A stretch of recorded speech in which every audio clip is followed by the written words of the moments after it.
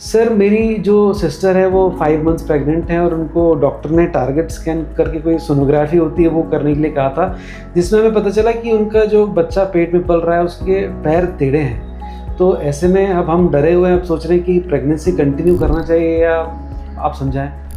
Club foot जो आपके बच्चे आपके सिस्टर के गर्भ में है उससे उस कंडीशन से घबराने की बिल्कुल बात नहीं है। This is 100% treatable correctable condition.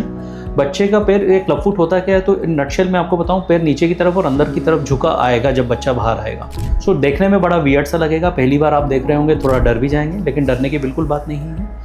इस तरीके के बच्चे समय पर इलाज मिलने पर कंप्लीटली ठीक हो जाते हैं, फुट बिल्कुल नॉर्मल हो जाते हैं, नॉर्मल बच्चों की तरह ही इनका उठना बैठना चलना और समय पर ही होगा। It is just that timely treatment start करना होता है। और ट्रीटमेंट के बारे में भी मैं आपको एक ब्रीफ ओवरव्यू दे देता हूँ। जिस तरीके से पैर अंदर और नीचे की तरफ झुके हुए हैं, ग्रेजुअली सीरियल प्लास्टर्स लगाकर पहले पंजे को सीधा किया जाएगा और फिर धीरे धीरे बाहर लाया जाता है। सो सिक्वेंशियल प्लास्टर्स होते हैं, वीकली प्लास्टर्स होते हैं, हर हफ्ते चेंज करेंगे, डॉक्टर के पास ले जाकर चेंज करवाना रहता है।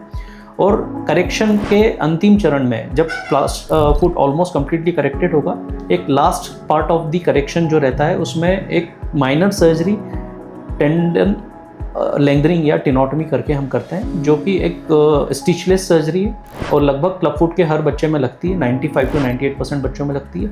उस सर्जरी के बाद 3 हफ्ते का प्लास्टर लगाया जाता है और ट्रीटमेंट कंप्लीट हो जाता है। सो ये करेक्शन फेज है। इसके बाद पेरेंट्स की जिम्मेदारी आ जाती है कि ये जो करेक्शन अचीव किया है, इस करेक्शन को मेंटेन करना है, और उस सेकेंड फेज़ को हम कहते हैं मेंटेनेंस फेज़। मेंटेनेंस फेज़ थोड़ा लंबा होता है, थोड़ा पेरेंट्स के लिए टास्किंग होता है, बिकॉज पेरेंट्स को डॉक्टर्स के बताए गए निर्देशानुसार स्पेसिफिक एक्सरसाइजेस करनी होती है और एक स्पेशल ब्रेस पहनाना होता है इस तरीके का। ये आपको एक सिंबॉलिक ब्रेस में बता रहा हूँ, जिसमें दोनों पैर के लिए डिफरेंट शूज़ होते हैं। करेक्टेड फुट को इनमें प्लेस करके ये बीच में रॉड अटैच रहती है।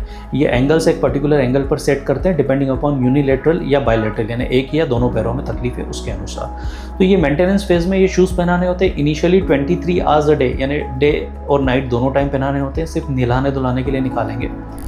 And once the deformities are settled, हमें लगता है कि अब सब करेक्शन भी बच्चे ने मेंटेन किया हुआ है, धीरे धीरे हम ये समय रिड्यूस कर देते हैं। And till 4 years of age दिन में ये बिल्कुल ब्रेस फ्री रहेगा बच्चा, और नाइट में सोते समय और दिन में सोते समय ये आपको पहनाना रहता है। तो लगभग 12 से 14 घंटे आपको पहनाना रहेगा, मगर 4 साल तक पहनाना रहेगा। सो ये कुछ बेसिक प्रिकॉशंस अगर लेंगे तो फुट करेक्शन भी आसान है, करेक्शन को मेंटेन करना भी आसान है, और जस्ट इन केस ये प्रॉब्लम दोबारा फिर से आ ही जाती है तो उस दोबारा आने वाली प्रॉब्लम का ट्रीटमेंट भी आसान है।